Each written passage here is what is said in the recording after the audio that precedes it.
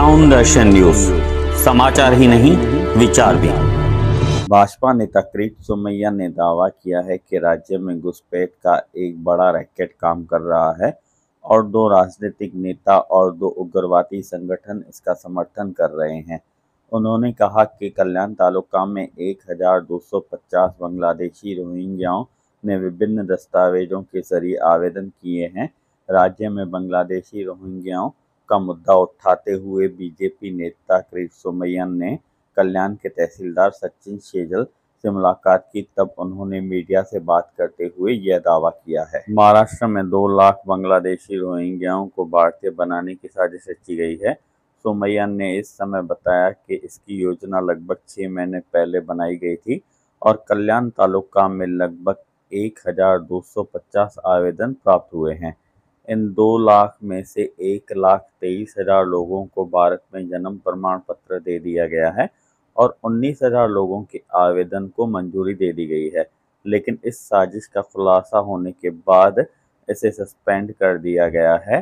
सोमैया ने इस समय कहा कि मुख्यमंत्री देवेंद्र फडणवीस को निवेदन भेजा है कि जिस तरह पासपोर्ट सत्यापन के लिए एक स्वतंत्र पुलिस अधिकारी की नियुक्ति की जाती है, उसी तर्ज पर पिछले वर्ष के जन्म प्रमाण पत्रों के सत्यापन के लिए एक अधिकारी नियुक्त किया जाए।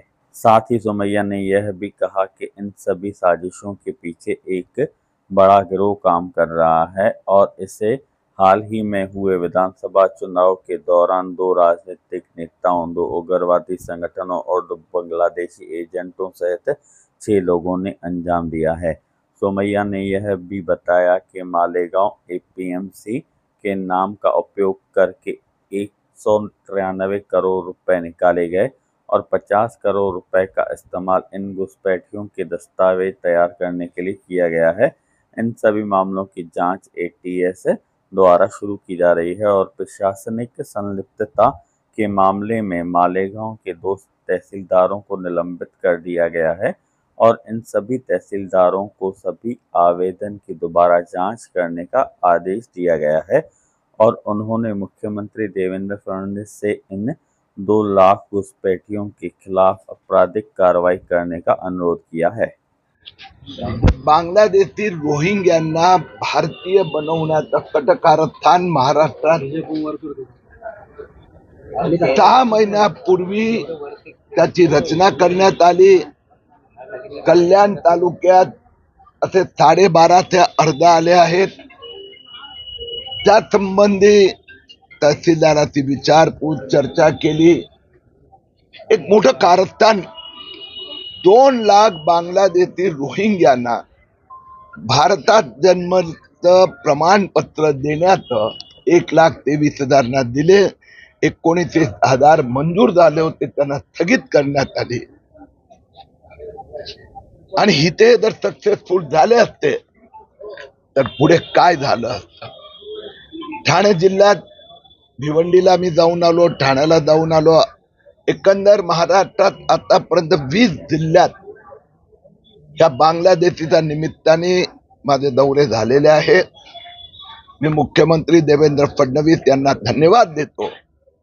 आज मी मुख्यमंत्र्यांना एक आणखीन सूचना पाठवली आहे। जसं पासपोर्ट व्हेरिफिकेशन साठी पोलीस स्टेशन मध्ये एक अधिकारी नेमला जातो, अशाच पद्धतीने जुने उशिराचे प्रमाणपत्र, जन्म प्रमाणपत्र मिळवण्याच्या प्रक्रियेत त्या पोलीस कडून व्हेरिफिकेशन करून घेतलं पाहिजे। मालेगाव वोट ज्यात फंडिंग घोटाळा मी काढला होता, आता एक नवीन माहिती समोर आली आहे। सिराज मोहम्मद, अक्रम अहमद, महमूद बगाड यांनी 193 कोटी रुपये मालेगाव एपीएमसी नावाचा वापर करून काढून घेतला। त्यातना सुमारे 50 कोटी रुपये हे बांग्लादेशींना सर्टिफिकेट देण्याचा घोटाळ्यात वापरण्यात आले आहे।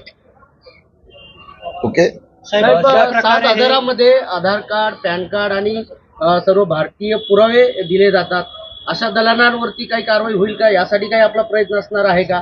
साहेबांनी याला जोडून प्रश्न प्रशासनाकडून सुद्धा म्हणजे त्यांचं सहकार्य केलं जाते का, किंवा प्रशासनामध्ये कोणी आहे का जी एवढ्या मोठ्या प्रमाणामध्ये त्यांना यात असं लक्षात आलं आहे की ही जी गँग आहे त्यात 2 राजकीय पुढारी आहेत,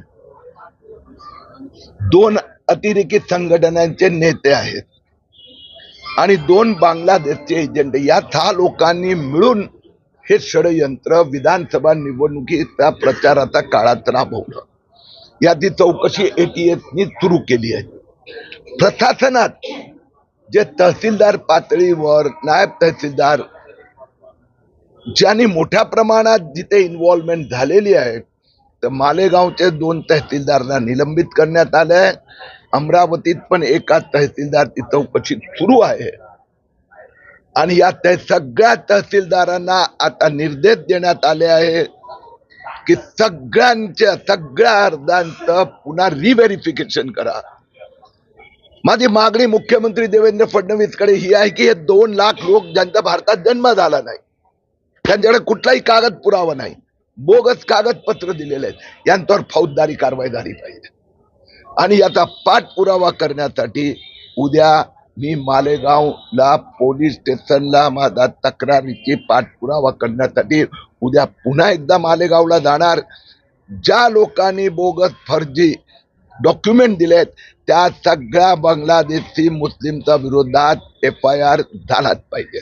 बॉर्डर जे आहेत, बॉर्डर भारत आणि बांगलादेशच्या बॉर्डर कमकुवत आहेत, त्या ठिकाणची सुरक्षा कुठेतरी कुचकामी आहे. त्या ठिकाणीच कुठेतरी दलाली होती आणि अशा बांगलादेशींना अवघ्या काही रुपयांमध्ये भारतामध्ये सोडण्यात येतं. आता या 2 गोष्टी वेगळ्या आहेत. 4,500 किलोमीटरची बॉर्डर आहे, नद्या आहेत, तिथून घुसखोरी कमी करण्यासाठी जे पावलं उचलली पाहिजे ते उचललीच पाहिजे. त्यात राज्य सरकारने पण तिथल्या, पण हा जो मी घोटाळा काढलाय हा तर पूर्ण महाराष्ट्राचाच आहे. तहसीलदारांना अधिकार दिल्यात, गेल्यानंतर त्यांनी त्याचा जो दुरुपयोग केला. म्हणून सध्या माझं लक्ष या घोटाळ्यावर आहे. 1 महिन्यात मला खात्री आहे याचं सगळं इन्व्हेस्टिगेशन पूर्ण होणार. 2 अधिकारी सस्पेंड झाल्या, आणखी 2 चौकशी सुरू आहेत.